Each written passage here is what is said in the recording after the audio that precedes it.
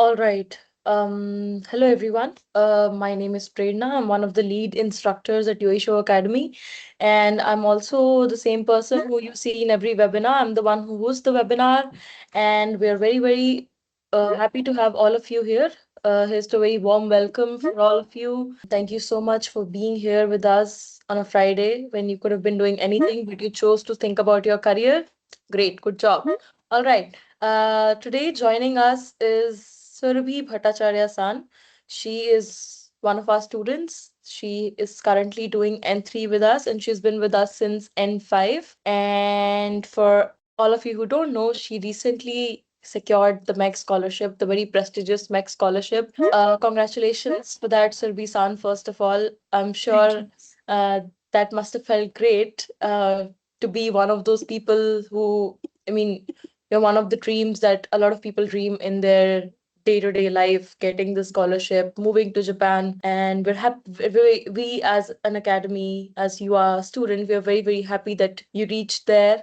So we're going to start in no time. For beginning, we're going to start with Surbi-san, you. Just a very short, brief introduction of you for our audience right over here. Thank you, Prerna-san, for the introduction, and thank you everyone for joining. I hope I can help you all answer some questions about MEX today. So, my name is Surbi. I originally hail from Durgapur, West Bengal. I did my BTech in Electronics and Telecommunications from KIIT. I'm a 2020 pass out, and post that, I moved into management consultancy space. I worked in the healthcare segment for a little over 6 years. And recently, I got an opportunity to pursue higher studies in data science in Japan via the MEXT Scholarship.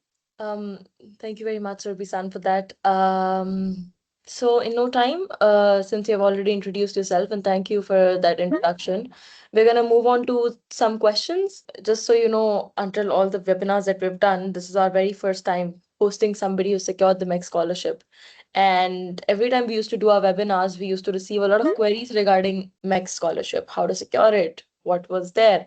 And by accumulating all that data, I have prepared like a set of questions for you, and I'm hoping that you will be able to clear this for our audience because they are really, really counting on you. I'm not trying to pressure you over here, I'll but do yeah. my best. Thank you. All right. So I am not sure if everybody here knows what MEXT is. So how about you just introduce what the MEXT Master's Scholarship is for everyone? Sure.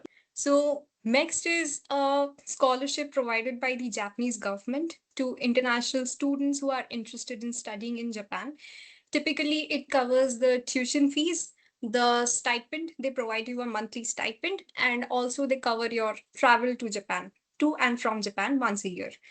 And there are typically two routes for MEXT. One is the embassy route, and another one is the university recommendation route. So the embassy route usually happens early in the year, around April, May.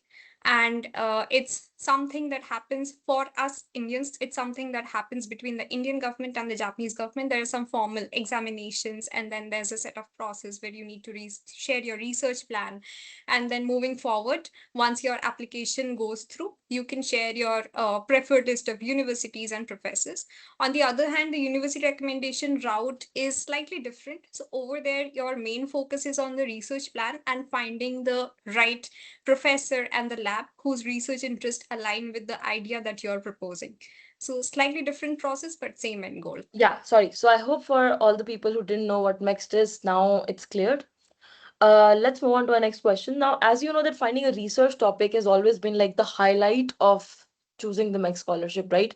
Everybody, even for me, when I was thinking of applying for the MEX scholarship, I had these questions that I kept on raising, and one of the prime question was always that how do you basically find a topic? What is it that uh is like a big what is it like that like the thing that can get you in? So how did you figure out your topic? Yeah, I think Prerna San, you're spot on. Like finding a good research topic is the key to the scholarship. And for me personally, I was already working in the management consultancy space. And at some point I felt that I do want to do masters, but I was not sure on what. But with the advent of AI and the rigorous use of AI in our lives, right, it really felt important to me to understand, can really AI understand the human emotions, and can it really address the human emotions properly, right? So that was one of the ongoing questions in my mind. And when I did my research on that one, I noticed that there are a lot of ongoing research papers on that one, and there's a developing field, affective computing, within which there's a small segment, dialogue systems. So within that, people are actually exploring it. So I was very thrilled by that, and that's how the idea came. And I was like, okay, let's see how it goes. I've met a lot of people who have done MEXT Scholarship, right? And every time they used to tell their topics, it was something that I knew. It was either regarding history, even in science, I knew the stuff. But this is very first time when I've come across somebody whose topic is something that I really do not understand. So I, it's like a very, it's like one of those things where you realize, wow, this can also be done. So I mean, kudos to you for that. Okay. Next question I have is that can you mention the challenges faced by you during the interview? I'm sure the interview must have been a very tedious round, very difficult for you to crack. So how did you, what were your strategies? If I have to talk about strategy, so for me personally, let me clarify this. So there are two mixed routes. One is the embassy route, and the one is the university route. So I went through the university recommendation route. So for the university recommendation route, we do not really have any set process. The key is to create a good research plan of your own by doing research, doing your own research by reading research papers and see what has already been done in this space. And then based on that, you can decide on the future opportunity. So apart from that, now to keep a track on this, I personally created Excel tracker where I listed down all the research papers that I'm going through, and at the same time the professors who created those researches. And after doing that, I reached out to them systematically by, quoting their work and showing a connection between their work and my research interest. So that's how I approached it. That was the strategy. And apart from that, I think if I have to talk about the interview, I would say it went pretty smoothly for me. So there was a lot of dread and uncertainty for me personally before going into the interview, but it went really smoothly. They majorly wanted to understand why I wanted to do this research and what I'm hoping to get out of it, and what's the future scope of this. So once they understood it, they also shared their own suggestions and advice. And moving forward, I think I will incorporate those suggestions in my research. It was more of a academic discussion once we explained everything. All right. So my next question is, why did you join Yoisho Academy? I mean, there are so many, I mean, there are a lot of academies there now. What made you choose us? I learned about Yoisho Academy while scrolling through Instagram. And at that point, I Yeah. was planning a Japan trip. So I was thinking in my mind, if I have to go for a Japan trip, might as well immerse myself in that culture so that I can get by comfortably while I'm in that country. So that's the reason I joined Yoisho. And yeah, after I mean, that, it was Instagram does amazing. make sense. We are very famous there, so Right. can't help it. All right. Okay. So, how did the Japanese language help you in preparing for the interview? I mean, I think you were an N4 student while you were preparing for the entire MEC setup. So, did Japanese come in handy there? Definitely. I think while I was going through this process, when I reached out to my professor, he wanted to interview me personally. So when I set up that interview with him, I introduced myself in Japanese, and I also shared my Japanese learning plan with him. So while we continued the rest of the conversation in English, me being able to introduce myself in Japanese and me being able to say that, okay, look, this is my lesson learning plan and this is how Yoisho is helping me. I actually showed him the way you guys maintain all the documents and the recordings in classroom, in the website that we have for Yoisho, everything. And he was very appreciative of how organized the system was. And he felt that okay, this is something that's really worth considering, and this candidate is actually putting in genuine effort and she has a willingness to learn. So I think it definitely boosted confidence in him. Yeah, I mean, makes sense. You were already very serious about your the entire plan of your research, but then the moment you introduce the part that you are serious about the culture, the country, the language as well, it really did make a difference, right? Right. All right. Next question. Do you think that if you hadn't decided to learn Japanese, your life would have been different? Definitely. I think I started learning Japanese because I was just planning a trip, but it ended up giving me endless academic and career possibilities, which I might not have considered otherwise. It's definitely worth learning the language. Right. If I think about myself, if I hadn't learned Japanese, I don't know what I've been doing. This is the only thing that I'm good at. And yes, I am good at it. I can assure you that. That's a Okay. feat in itself. Okay. Um, so just to have a question, Surbisan. I'm sure you were working, right? You were a working professional while you were aiming for the MEXT scholarship. Right. Right. So, how did you make time? Because I have a lot of students who are working professionals, and it's very difficult for them to even turn up for the class. I mean, I'm not trying to diss, but I'm just saying that it gets difficult to just manage office, your daily Makes life, sense. Makes sense. and then you have classes. And here you are coming here, and you've also inculcated a whole scholarship plan. So how did you just manage time? Yeah, I mean, honestly, now that you mention it, I can totally relate with what you're saying because even for me, while I was undergoing this MEXT official MEXT process, I was enrolled into N4 classes, and back then Smriti Sensei was my sensei. So I was not at all regular with my classes, and she was aware of the entire process in background, what's going on, and she was very supportive of the entire process. So I was not able to find a perfect schedule, but at the same time, I managed to stay consistent in exposing myself to the language in whatever way possible. So, for example, if in some days I'm not able to attend the classes, I go and watch the recording. And some days that might not be possible as well. So I listen to podcasts while I'm doing something, right? Or I watch some anime that I've already watched without using any English subtitles. So that's how I exposed myself in numerous ways to the language, and I think that really helped up the game because even though my speaking capability is not ideal even now, I think I can listen and comprehend what's going on. So yeah, Right, that really helped. right. As a sensei, I firmly believe that learning and teaching and learning they go hand in hand. But as long as you personally don't make an effort and apply the whole immersion attitude, the immersion process, like you're saying, listening to a podcast while you're doing something, or watching an anime that you've already watched, these are very these they sound like very small steps, but these small steps they really do make a big difference. Right, definitely, So I definitely. hope if my students are here and listening to me, they will take me seriously now. I really hope.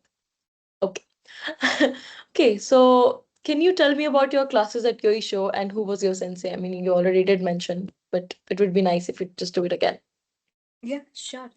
So I think I had different senseis at different point in my Japanese learning lessons. So for N4, like I mentioned, Smriti Sensei was there, and she really helped me prepare for my introduction in Japanese, my formal introduction for the MEXT. And she also helped me throughout in the process. And Hmm. currently, I'm taking N3 lessons under Suhini Sensei.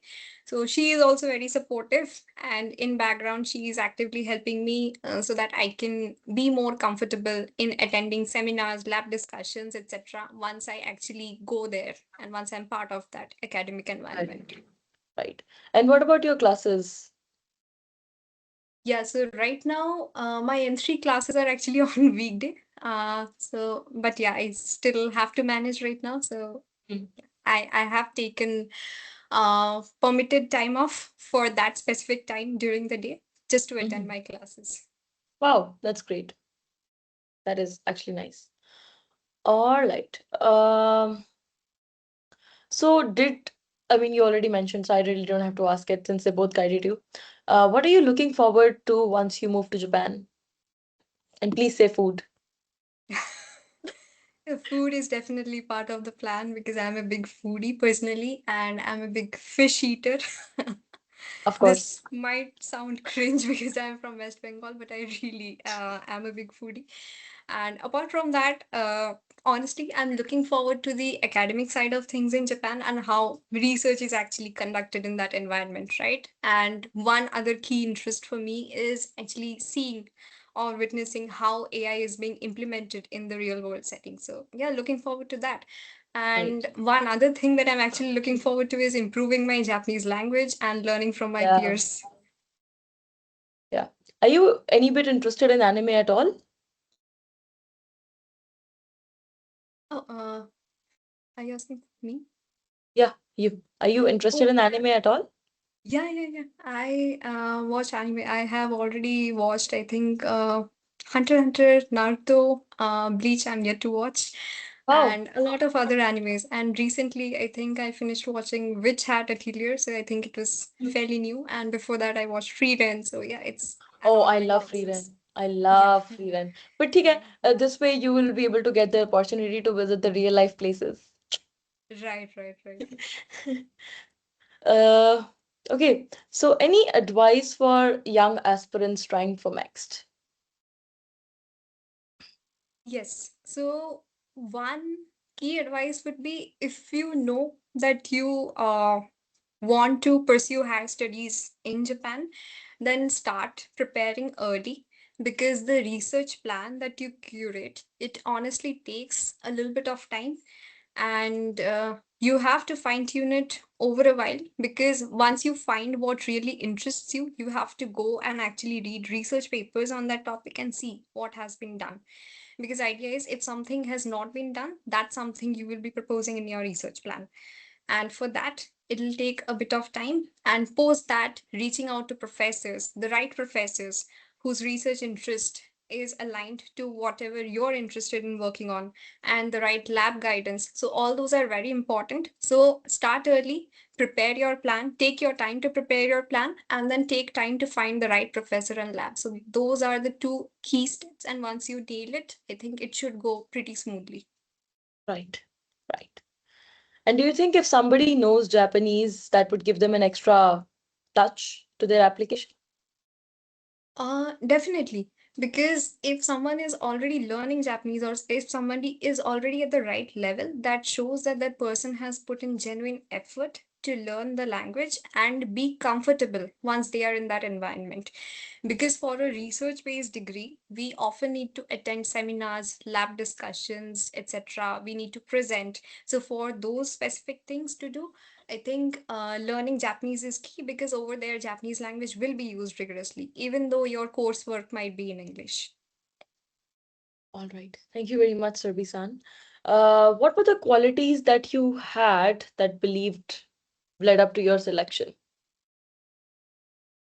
I mean, there were a I lot of think people who must have applied. So, what do you think really stood out?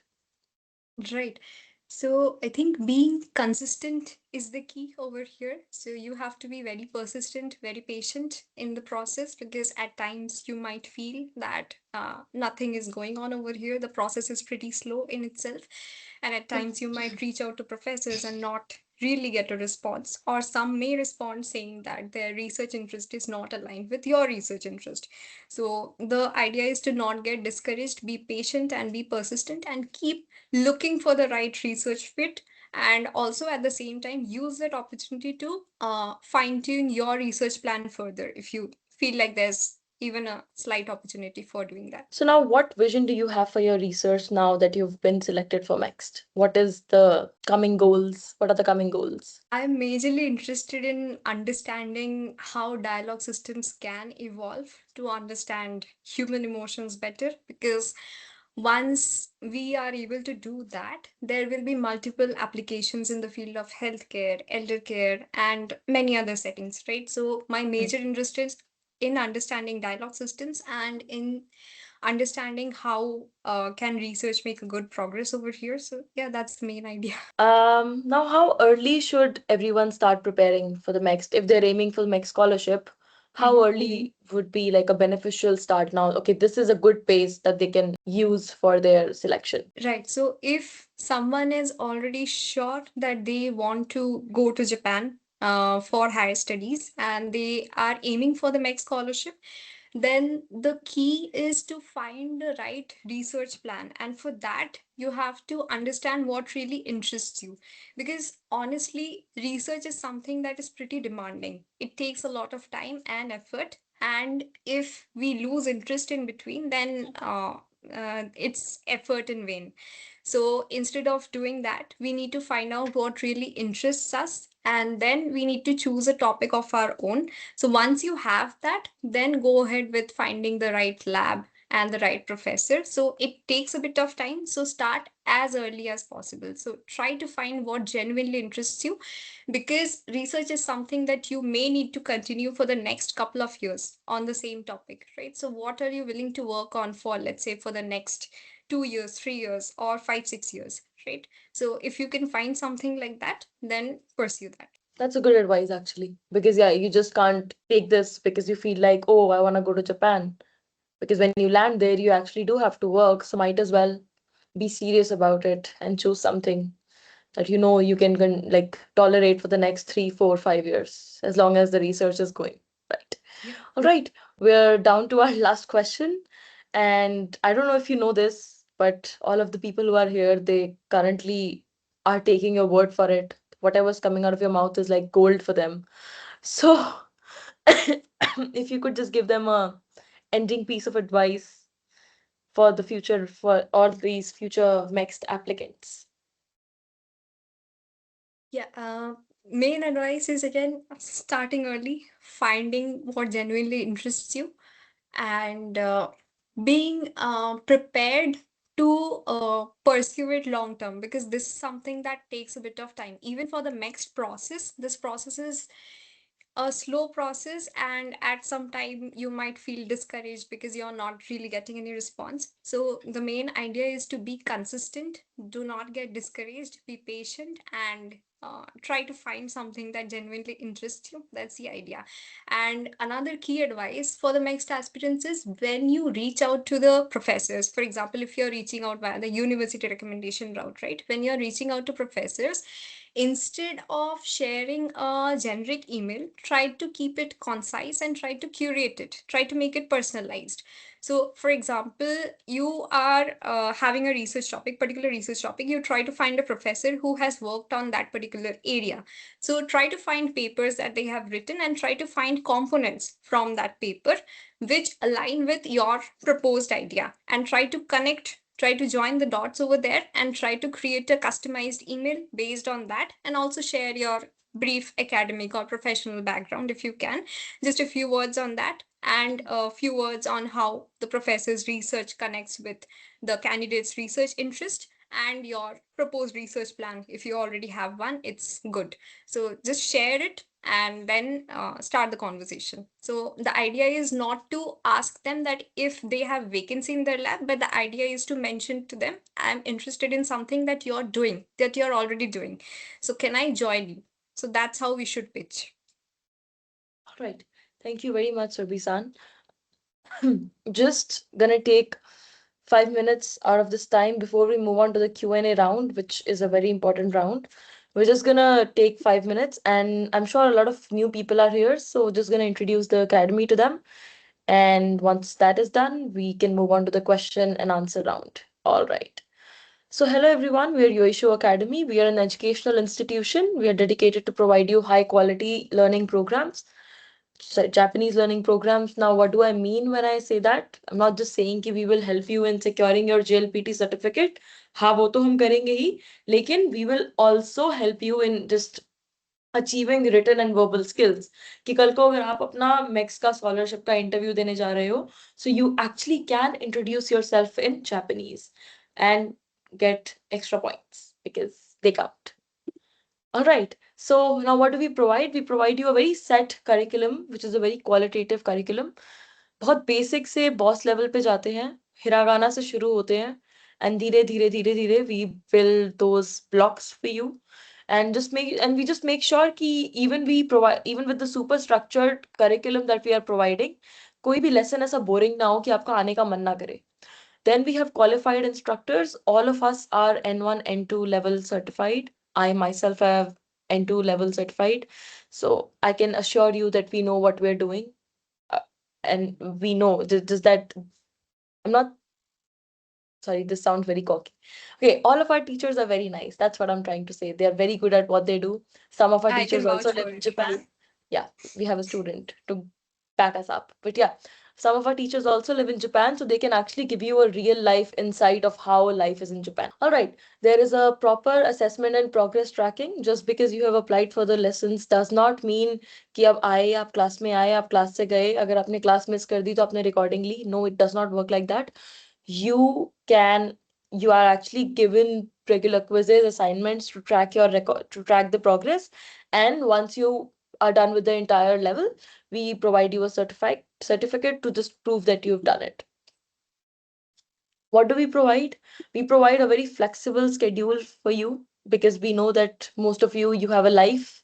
You must be going to offices, college, school, or just living life. But yeah, whatever the case is, we have morning classes, night classes, weekday classes, weekend classes.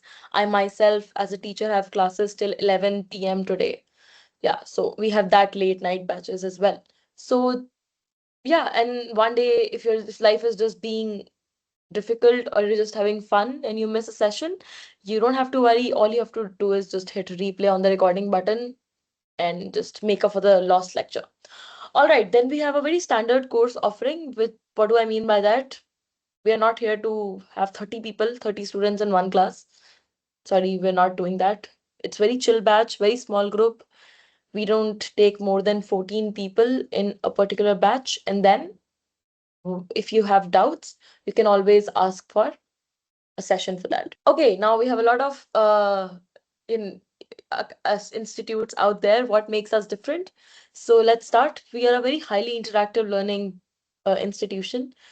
Now, what do I mean by that? For example, मेरी class में अगर बहुत लोग आ रहे हैं, right? There are a lot of students. So I'm not just teaching them और फिर वो notes लिख रहे हैं and then we're moving on because that gets very boring and mundane. तो हम क्या करते हैं? We do buddy up role plays. For example, अगर दो characters हैं तानाका और यामादा, दो लोगों के नाम है, तो I'll just make someone Tanaka, make someone Yamada और वो आपस में बात करेंगे for helping the speaking part. Or there will be real life challenges. I will provide you quizzes based on kanji or very friendly competitions. I mean, we're not trying to create pressure, just something to keep uh, the learning fun. Okay, then we make sure that you know how to practice Japanese in real life. Uh, test तो ठीक है JLPT तो हो जाएगा but what about जब आप office में जाओगे किसी से कैसे बात करनी है we will teach you that travel phrases कैसे करने हैं ट्रैवल में अगर आपको कहीं 7-Eleven जाके ओनीगिरी खरीदना है तो आप कैसे खरीदेंगे we will teach you that अगर आपको मैक्स स्कॉलरशिप के इंटरव्यू के दौरान खुद को इंट्रोड्यूस करना है तो वो कैसे करोगे आप we will teach you that या we there for you a very supportive learning community. We're always there on WhatsApp. I mean, myself, I get messages somewhere around 1 a.m., 2 a.m. कि मुझे ये समझ नहीं आ रहा आपने ये अपलोड नहीं किया ये है वो है so we're always there. I'm not saying that we don't have a life, we do, but we're always there for you. And अगर आपको कभी ऐसा लगता है that you really want to meet us in real life, we also have our own cultural events जहाँ पे you can come with us, chill with us for our anime and cultural events. Okay, we have our Kaiwa sessions, which is like a highlight of being at Yoisho. Once a week we do these Kaiwa sessions or watch party sessions जहाँ पे हम आपको movie दिखाते हैं or you get to talk to one of our brilliant colleague. His name is Siddharth. He handles the Kaiwa part and he's really good at it. And he makes sure that you guys are able to do some conversations, practice on the speaking part, just so you become natural in it. And just he just helps people gaining confidence and he does that willingly. Yeah. And now if you really think that, oh wow, this is great. So we're not just saying for the sake of it. You guys can check out our free Hiragana Katakana course. This course is absolutely free. You can just scan the QR code, and this will help you in learning Hiragana Katakana for free. So by the time you finish this course, you will be able to you will be able to read the script. You will be able to read Japanese for free. How amazing is that, man? So I'm just gonna keep it here for another 2, 3, 5 seconds. You guys can take a screenshot or basically scan this and go ahead. All right, and now if you think that, okay, this is great, but I still don't know if they're great at teaching, you can join our free demo session. We have free demo sessions every week. You can just enroll by scanning this QR code. I think there's a form or something in it. You can just fill that form and you can directly talk to our teacher, learn from them, understand the roadmap to Japan, and see how our classes actually work. Gonna keep it here again for like 2, 3 minutes. And now, if you think, yay, great, I really want to learn Japanese, please contact us on this number for inquiries. One of my colleague, Tushar or Abhay San, would uh, also be giving a some sort of link in the chat box. Please pin it, guys, so that people can actually see it, and you guys can fill up that form and just write your inquiry over there. They will help you. Right, and these are our upcoming July JLPT batches for the month of August and September, not July and August. For August and September, we have an N5 weekend batch, which is Saturday, Sunday, 3 to 4:30 p.m., not a.m. इतने भी flexible नहीं है हम. 3 to 4:30 p.m. It's for 4 months, August 22. Then we have an N5 weekday batch, which is from 7 to 8 p.m. August 24 से शुरू हो रहा है, another 4 month. Then we have an N4 weekend batch from 10 to 12:30 p.m. This is starting from September 5, and then we have an N3 batch again for 4 months. It's starting from August 17, 8:30 to 10 p.m. Right, and let's move on to our Q&A round. This is a very hectic round, Surbi-san, so all the best to you and all the best to me. The very first question is for me, so I'll take that. Okay, can I get an N2 till grade 12? I am a seventh grader and my goal is to give the MEXT undergraduate humanities exam in my grade 12. All right. Yes, you can you can clear N2 by grade 12. So if I tell you my journey, I started in 2020 while I was in my first year of university, and I cleared my N2 by 2024, and I did take like a 1 year break. I was not at all doing Japanese for a whole year because of my college, my final year. So it basically took me somewhere around 3 to 4 years to clear the entire N2. So I think you can also do it because seventh, if you're currently in seventh, then you have 8, 9, 10, 11, 12. You have like 5 years. So I feel like if you're able to manage your time, then and your studies, because I also would not want that you don't score in your 12th, which is also important, get good marks in 12th. So yeah, I feel if you can juggle both the things, then it can happen. Okay, next question is for you, Surbi-san. Did you get into the MEXT through the embassy track or uni track? Okay, then next question is, ma'am, if one is planning to go for MEXT scholarship for science related studies, what subjects will the MEXT team examine you on? So for me personally, since I'm going for my graduate studies, right? So I focused mainly on my research plan. And usually, if I'm correct, the panel focuses on what is your research plan, what are you aiming to do, since MEXT provides a research-based degree in Japan. So, what is the research that you're aiming to do? And based on that, they'll decide your stream. So, for example, for me, I was particularly interested in something on AI, specifically dialogue systems in AI. So, for me, the stream automatically became informatics. So they don't focus on any subjects. But if I have to talk about any specific mark sheet, so it would be good if you can maintain 80% and above. That usually helps. All right, yes, thank you very much. Okay, does every university provide route for MEXT scholarship? Sorry, can you please repeat that? Yeah. Does every university provide route for MEXT scholarship? A route for MEXT scholarship? I can't confirm it, but I think most of the universities provide MEXT scholarship. So this is actually a Japanese government scholarship. So the government offers a certain funding to every university, and they have a specific number of seats every year to accommodate the MEXT students.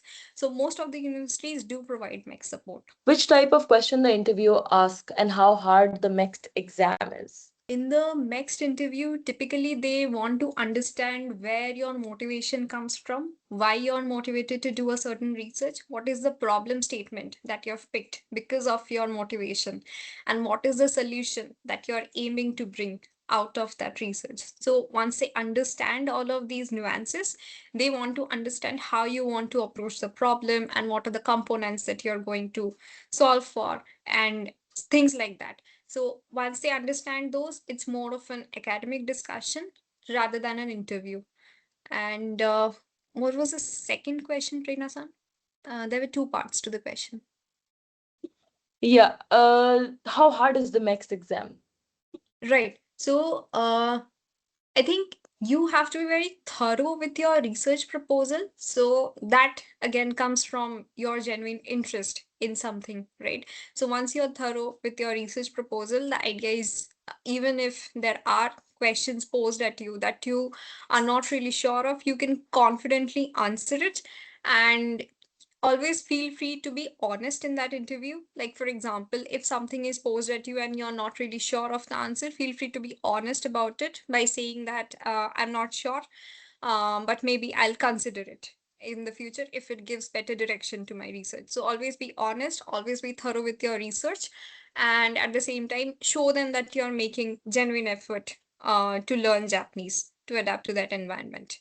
And regarding the next exam, particularly, I won't be able to say much because I did not go through the embassy recommendation route. But I'm aware that in the embassy recommendation route, there's an exam.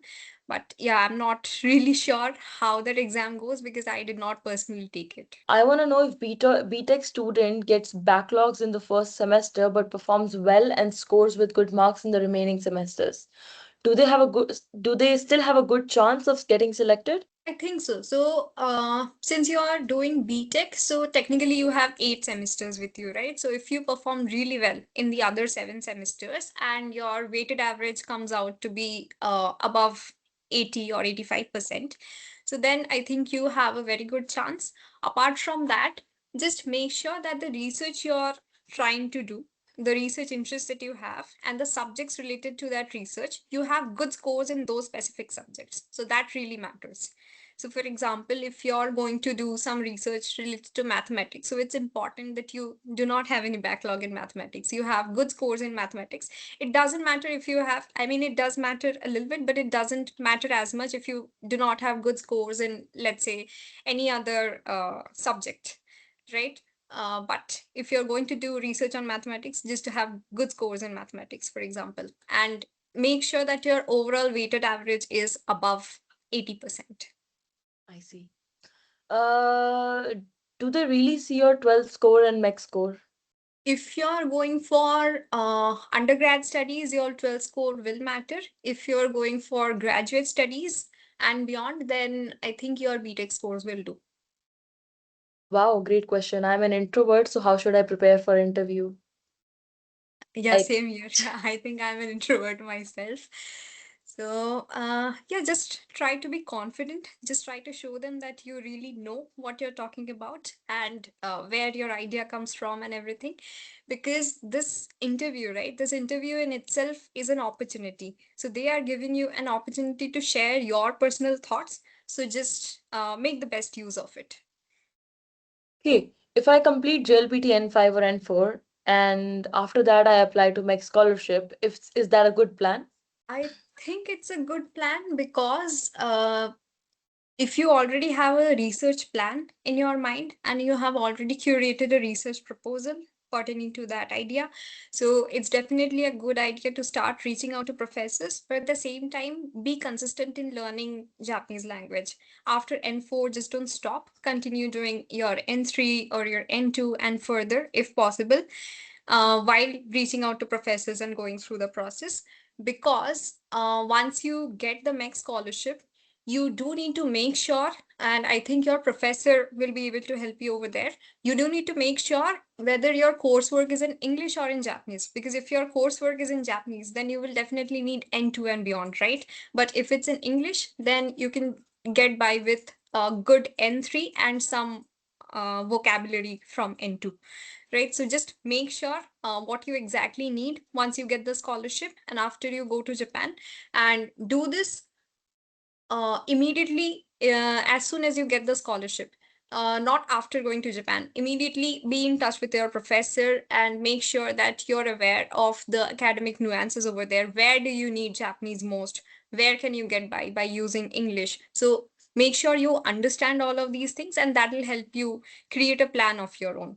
So definitely a good idea. But if you have to go there and uh,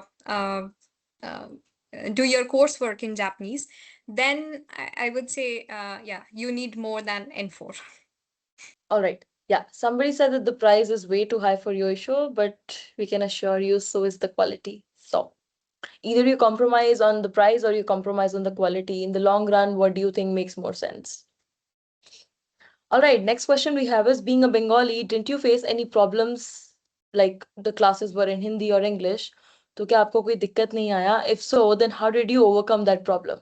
Great question. For me, I think I was pretty comfortable in the classes. I think majorly because I did my BTech outside of Bengal for 4 years, right? And after that, for my work for almost 6 years, I lived in Pune. So that was almost 10 years of my life. So, yeah, after that, participating in classes, I think it went pretty smoothly for me.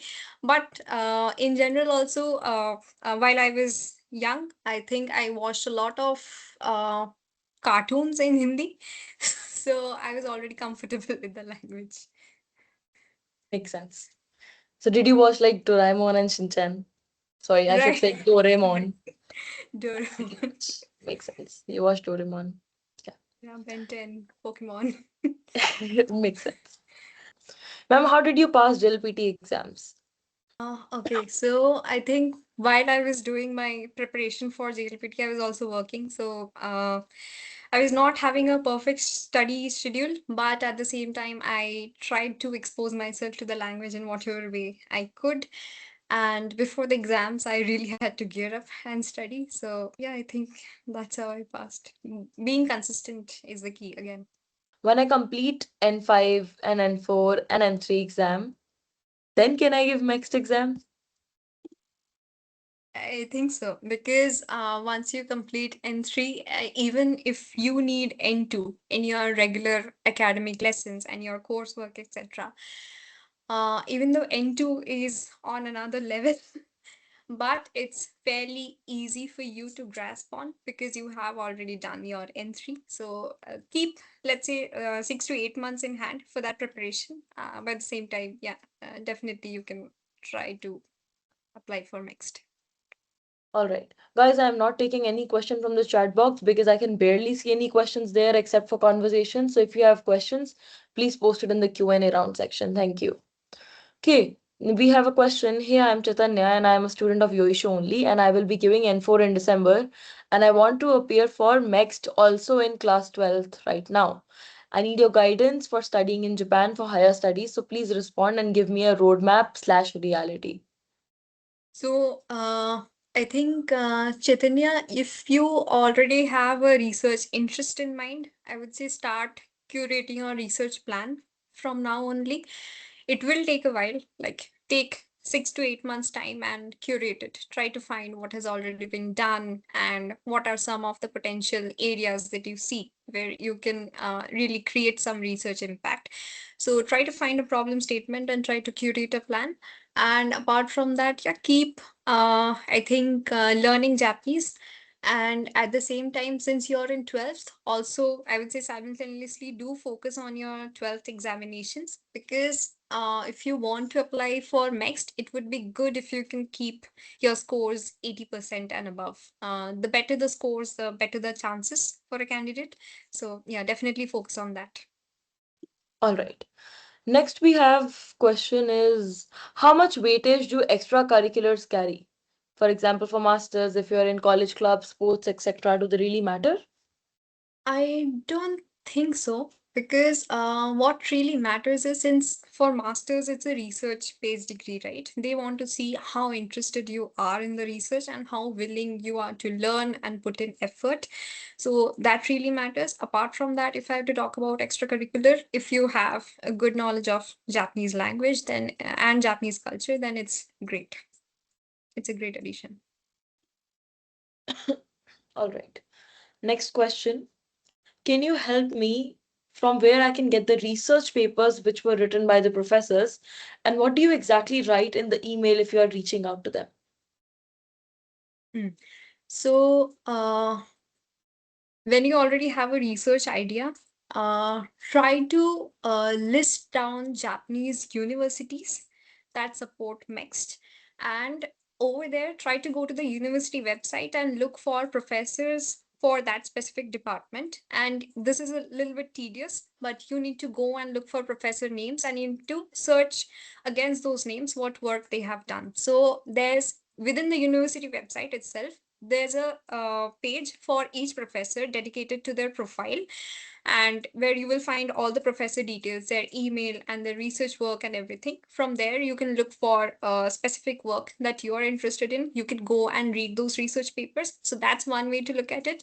Otherwise, if you can just use Google Scholar to find keywords. Let's say type dialogue systems or type AI and try to see what are the papers. And but that's a little bit more tedious because over there you will not be sure if there's a Japanese professor involved in that research. So I would say the most ideal way is to try to look for university professors. It might take a bit of time, but yeah, it's worth it. All right. Ma'am, when did you pass JLPT exams? Which ma'am? Okay. So, Bisandy, you can tell this. Then I'll tell them. I think I passed my JLPT N5 in July 2025, and N4 I honestly did not take the examination because I was juggling between MEXT work and classes. So I directly enrolled into N3, but I can understand N4 pretty well. Okay. As for me, I started my N5 in 2020 while I was university first year student. And I cleared my N2 in 2024. And I've been teaching ever since. I was teaching before that as well. So, yeah. This question is done. Ma'am, I'm currently in second year of BTech and giving N5 exam in December. How much time will I need to crack N3 or N2? You want to take this question? Sure. So I think it definitely depends on how strong a base we have. So let's say N5 and N4. So it seems easy, but we definitely need to be consistent with our efforts over there. And if you really can create a good base, and when I say good base, if you can, let's say, read N5 and 4 kanjis without really any hiragana or furigana on the top, so that really helps. And at the same time, if you can listen and understand without really looking at subtitles, N5 and N4. So if you can listen and comprehend, that also really helps. So that shows that you have a good base. And I would say that's a good time to start with your N3 lessons. So typically, if you're consistent, a year would be good for N5 and N3, N5 and N4. And after that, yeah, N3, 6 months or so should be good. Like for me personally, Prerna, feel free to pitch in. You have more experience here. Do I? Yes, I do. Okay. I feel like N4 till N4, it's like 1 year is fine. N5 plus N4. If you're smart and diligent, like actually study. For N3, 6 to 8 months is fine, depending upon because it gets a bit difficult from N3. And N2 is a whole different ball game. So for me, it personally did take 1.5 year to clear N2. And I'm still working on clearing N1. So I don't know how that is going. But yeah, till N2, it was still N3, right? Huh? Till N3, I feel like if you start now, you can very easily give N5 in December, then in N4 in July. वो आपका 1 साल हो गया. and another 6 to 8 months for N3. So by next year, December, you should be able to give N3 मेरे हिसाब से. So that's like 1.5 years of roadmap for you. All right. Next question is, if I take the N5 exam in December, then N3 in June, and N2 in the following December, and if I clear all of them, will it improve my chances of getting selected in the interview? Will having these JLPT certifications give me any advantage during the interview? Having JLPT certification definitely gives you an advantage because you do need to share your scores in the presentation. So while you're going for the next interview, you need to present your research proposal in the form of slides. And over there, you do need to share your learning plan ahead as well. So if you have any certificates of that sort, it definitely helps. But at the same time, I just want to make sure, did I hear that part correctly? You mentioned N5 to N4, N4 by next June or July, and then N2 by No, no, December? N3 by June and N3, N2 by December. So basically, by understood. next year N2, by next year December, they want to clear N2, which sounds very difficult, honestly, because Right. N2, I don't know if you're a complete beginner to Japanese, then I really don't understand. I really don't think you understand the gravitas of how difficult N2 can be. I'm not trying to discourage you here. That's a great plan.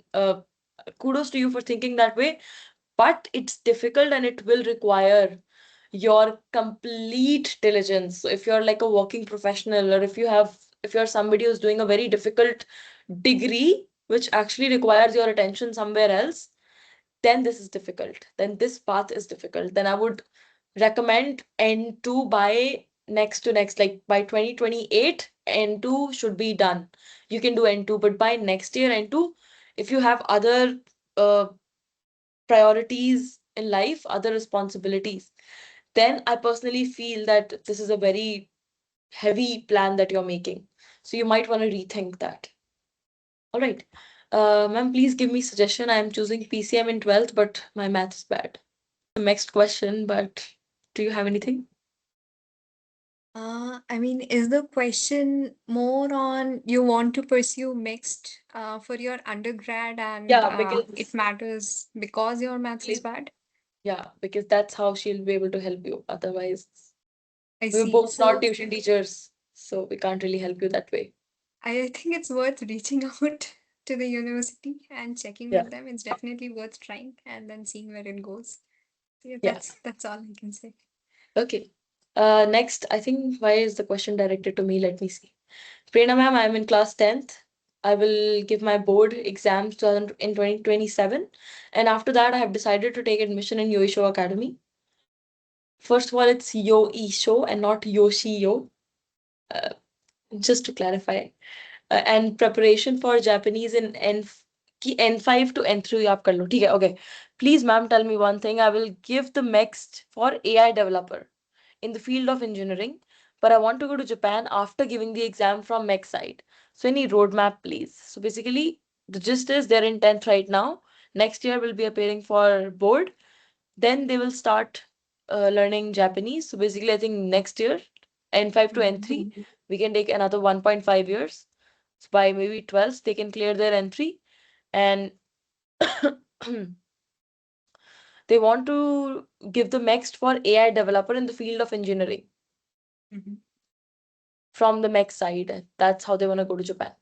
So they want a roadmap. Yeah, I think from roadmap point of view, I would like to say since you're already like preparing for your 10th, right? So 10th is one critical stage and 12th is another critical stage, right? So this plan sounds a little bit rigorous to me. Personally, how I would approach it if I were in the 10th standard right now.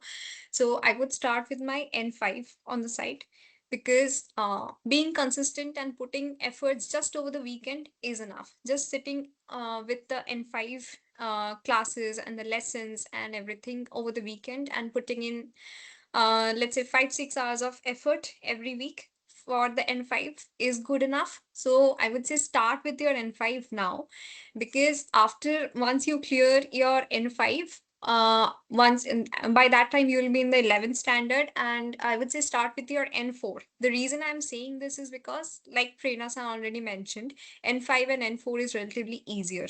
N3 and N2 takes a little bit of time. Now if you're going for AI engineering, then it's recommended that you have at least N2, because these days I think the Japanese government is also becoming a little bit strict with the language. So try to have N2 by the time you are applying for your scholarship. And by the time you're applying for your scholarship, by default assume that your studies is going on in background. So by default assume that you will have to dedicate a good amount of time preparing your research plan. So that automatically means you will not find that much time to dedicate to your Japanese language learning. So that's the reason it's better to start from now rather than wait and start after your board exams, because 12th is another phase where you will have to be a bit more critical. If you're going for your undergrad studies, you will definitely need to make sure you have great scores in your 12th. So start now, and maybe before the 12th, uh, basically take it, keep it on the lighter side. And yeah, that's how I would approach it. All right. Chaitanya-san, we already answered your question, this one that you're a student of Yoisho giving N4 in December. Now, in case you missed the answer to this question, so please go back to the recording when we post it, because this has already been answered, so you can stop spamming the question. All right. Then we have hello, what are the parameters I should focus on right now to get a real chance in the scholarship as an 11th grader, science PCM? Right. So, focus on Japanese language learning. And if you want to pursue research in anything related to science, I think you do because you have PCM. So, keep good scores over there. So, and keep learning the language diligently. All right. Another question is, as a commerce student, what do you think I need to get into to secure the MEXT scholarship for MBA in Japan? If you mean to ask me about what you should pursue that will help you get the next scholarship, probably I won't be the right person to answer that, because you will need to figure out based on your interest. So in commerce, you might already have some subjects. And based on those subjects, you might need to find what definitely interests you and try to find any scope of research, particularly on that subject in Japan. And that's how I would approach it. I think I missed one part of the question, so if you could answer this again, I'm very sorry. As a commerce student, what do you think I need to get into for the youth leadership program in and for MEXT scholarship for MBA in Japan? I think you need to focus on your Japanese language learning. So I'm not sure about this program, but as far as I know, you need to focus on your Japanese language learning, and from time to time, you need to participate in their events and stuff. All right, thank you very much. Then somebody is saying, how can I reach genuine professors? Right. So, uh, before reaching out to a professor, again, you will already have a research proposal in hand. And based on that proposal, try to find similar research papers of professors. So now the way to do it is a little bit tedious. So you need to go into university websites. You need to find out which specific department which specific department your work falls under, and then within that department you need to look for professors, and then the university website will have professor profiles, and within that profile you will have the list of work the professor has done from the very beginning, from even before joining the university. So they entirely have their professor history over there, work history, professor work history. So go through those research papers and try to find something relevant to your research interest, and that's how you know that okay, this person is genuinely interested in what I'm looking for, and he's already or she is already working in this direction. So maybe I can reach out and see what happens. All right. Next question is from Aditya Sharma san. roadmap for class 11 PCM student, and how to register for MEXT as well. Right. So roadmap is again start learning Japanese language as soon as possible and try to be consistent. You might not be able to put in consistent effort every day. Let's say you might not be able to put in 1 hour or 2 hour every day, but it's okay even if you can put in 15 minutes a day, right? That's also consistent progress. And the same time for the next registration, keep an eye on the Japanese embassy website. So they release dates and they release forms, and keep an eye on those and try to download the MEXT research proposal from their embassy website, and try to share everything over mail on time. So they usually have email IDs where you can reach out to with your research proposal and stuff, and they usually mention the dates by when you need to submit. So make sure you have noted down those timelines properly, and make sure you have noted down those IDs properly, and curate a research proposal sincerely. All right. Unfortunately, next is the last question because we only asked for an hour, Surbi Sanse, so we can't really keep her that much. Okay. Surbi San, I'm taking Anant Kashyap San's question, by the way. Surbi San, in the next interview, does the people taking your interview ask you why did you choose to learn Japanese? Because you already know English and you can apply in English speaking countries. So why did you choose Japan? Well, for me, particularly, the research interest I had was on dialogue systems. And since I was already interested in visiting Japan, right? And I was already thinking about why not try looking for a good master's degree in Japan, good master's opportunity in Japan, right? And while doing so, I actually found someone whose research interest and lab aligns with my research interest. So that's why Japan.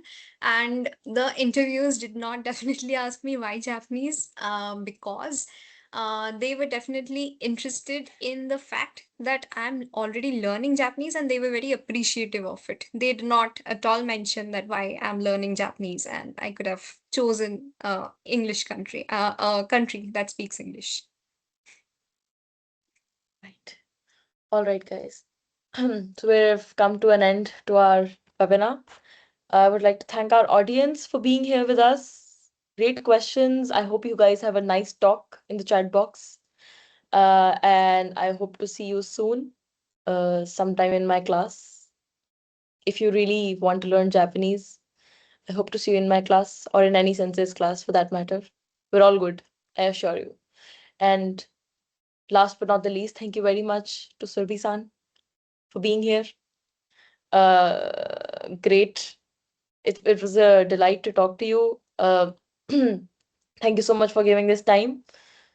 Same And here. Thank you for having me. something that I don't really do, but kudos to our team as well for arranging this, for Tushar to going back and forth in arranging the interview, for Abhay to managing the technical part, Abhishek for managing the marketing part, Oishik for managing the YouTube part, and me as well, and Akanksha san, and everyone. I hope I'm not missing anyone. But yes, thank you very much to my team, to Surbi san, to our audience, to Yoisho Academy, and me for being here. And I hope to see you guys soon. Bye bye. Tsukare sama desu. Hi. Bye bye. I'll see you guys soon. Bye. I'm Thank gonna end. you. Thank you, everyone. Bye.